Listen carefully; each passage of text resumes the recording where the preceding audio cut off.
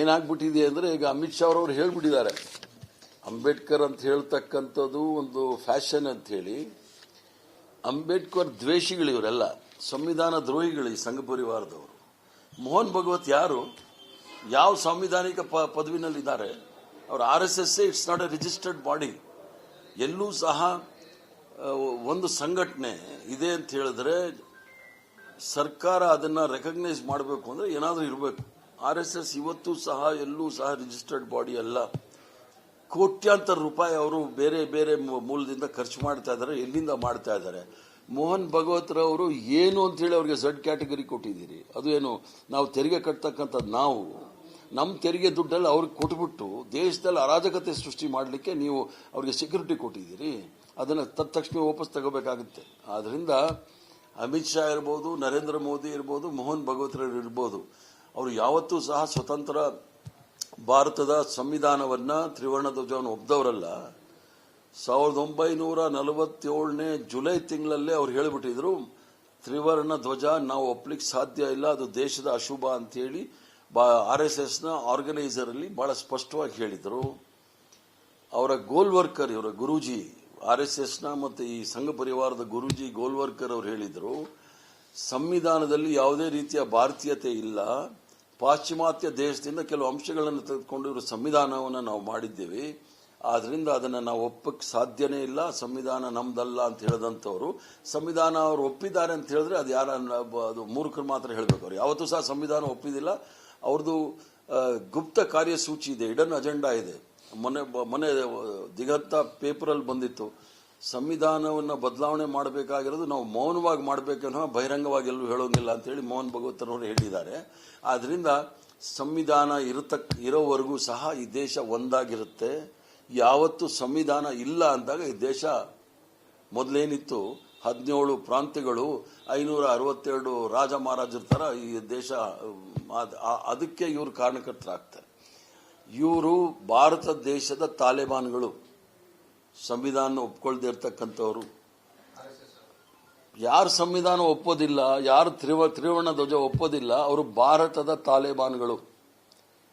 ಯಾರು ಸ್ವಾತಂತ್ರ್ಯ ನಮಗೆ 2014ರಲ್ಲಿ ಸಿಕ್ತು ಮತ್ತು ರಾಮ ಮಂದಿರದ ರಾಮ್ಲಲ್ಲಾಗೆ ಪ್ರಾಣ ಪ್ರತಿಷ್ಠಾಪನೆ ಮಾಡಿದ್ಮೇಲೆ ಸಿಕ್ತು ಅಂತ ಹೇಳ್ತಾರೆ, ಅವರು ಸಹ ತಾಲಿಬಾನ್ ಸಂತತಿಯವರು. ಆದ್ರಿಂದ ಇವರಿಂದ ದೇಶ ಏನೂ ಸಹ ನಿರೀಕ್ಷೆ ಮಾಡಲಿಕ್ಕೆ ಆಗೋದಿಲ್ಲ.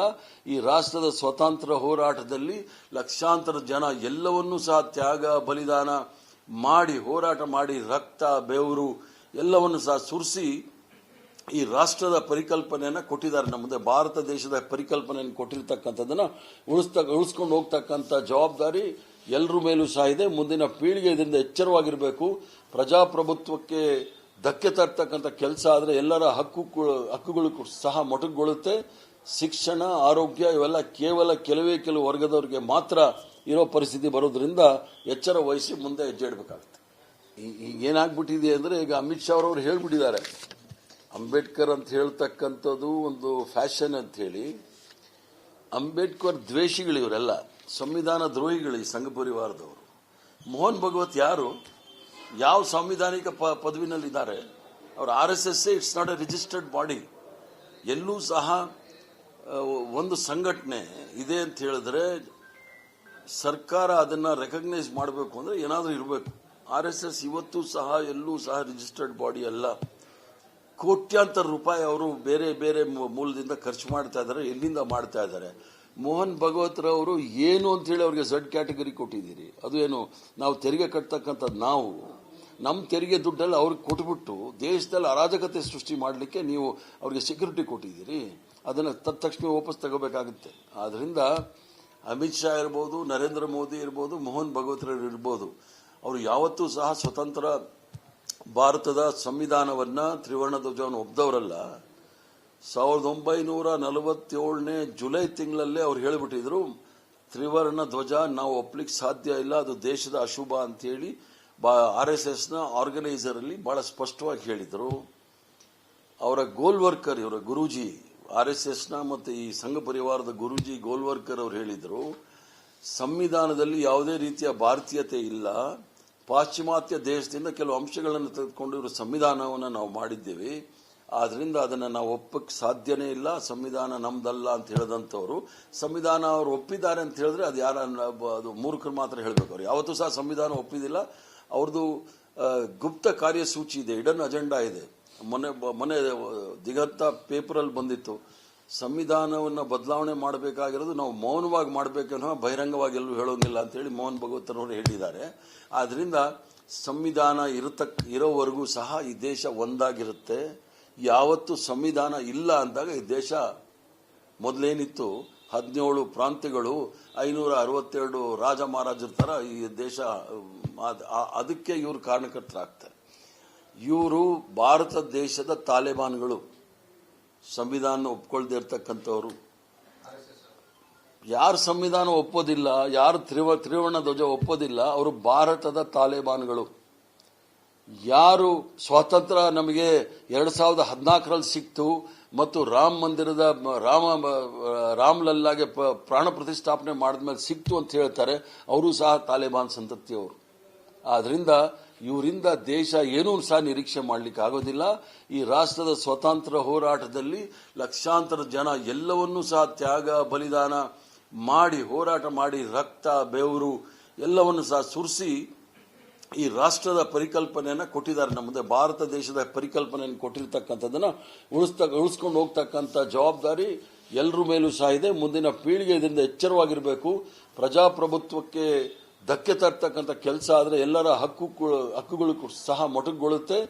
ಶಿಕ್ಷಣ, ಆರೋಗ್ಯ ಇವೆಲ್ಲ ಕೇವಲ ಕೆಲವು ವರ್ಗದವರಿಗೆ ಮಾತ್ರ ಇರೋ ಪರಿಸ್ಥಿತಿ ಬರೋದ್ರಿಂದ ಎಚ್ಚರ ವಹಿಸಿ ಮುಂದೆ ಹೆಜ್ಜೆ ಇಡಬೇಕಾಗುತ್ತೆ.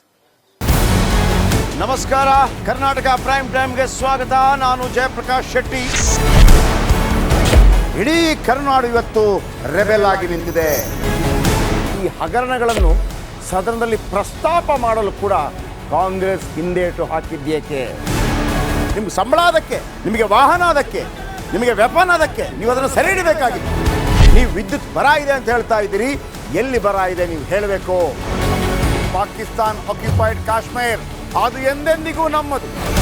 40 ಮೆಷಿನ್ಗಳು ತಂದಿತ್ತು ನೋಟ್ ಎಣಿಸುವುದಕ್ಕೆ, ಅದೇ ಹಾಳಾಗಿದೆ. ಮಥುರಾದ ಗಲಾಟೆ ಇದೆಯಲ್ಲ, ಅದು ಸ್ಥಳೀಯವಾಗಿ ಕೂತು ಪರಿಹರಿಸಬಹುದಾದಂಥ ಕಾನೂನಿದೆ. ಗ್ಯಾರಂಟಿ ಯೋಜನೆಯಿಂದ ನಷ್ಟ ಆಗಿದೆ, ಲಾಭ ಆಗಿದೆ, ದಯವಿಟ್ಟು ಹೇಳಿ. Dawood Ibrahim most wanted criminal ಯಾವಾಗಾದ ಅಂದರೆ ಇಲ್ಲಿ ತನಕ ಭಾರತ ದೇಶದಲ್ಲಿ ಓರ್ವ ದಲಿತ ಪ್ರಧಾನಿಯಾದಂಥ ಇತಿಹಾಸವೇ ಇಲ್ಲ. ರಿಪಬ್ಲಿಕ್ ವರ್ಲ್ಡ್ ಆಪ್ ಇದು ಕೇವಲ ಅಪ್ಲಿಕೇಶನ್ ಅಲ್ಲ, ಸಮಗ್ರ ಸುದ್ದಿಗಳ ಸಂಪರ್ಕ ಮಾರ್ಗಕ್ಕೆ ಕ್ರಾಂತಿಕಾರಿ ಬದಲಾವಣೆ. ರಿಪಬ್ಲಿಕ್ ವರ್ಲ್ಡ್ ಆಪ್ ಕೇವಲ ಸುದ್ದಿ ಅಪ್ಲಿಕೇಶನ್ ಅನ್ನ ಪರಿಚಯ ಮಾಡ್ತಾ ಇಲ್ಲ, ಬದಲಾಗಿ ಡಿಜಿಟಲ್ ಸುದ್ದಿ ಬಳಕೆಯ ಹೊಸ ಯುಗಕ್ಕೆ ನಾಂದಿ ಹಾಡ್ತಾ ಇದೆ. ಇದೊಂದು ಬ್ರೇಕಿಂಗ್ ನ್ಯೂಸ್, ಪ್ರಭಾವಶಾಲಿ ಕಾರ್ಯಕ್ರಮಗಳಿಗೆ ಗಟ್ಟಿಯಾದ ವೇದಿಕೆ. ರಿಪಬ್ಲಿಕ್ ವರ್ಲ್ಡ್ ಅಪ್ಲಿಕೇಶನ್ ಈಗ ಲೈವ್ ಆಗಿದೆ.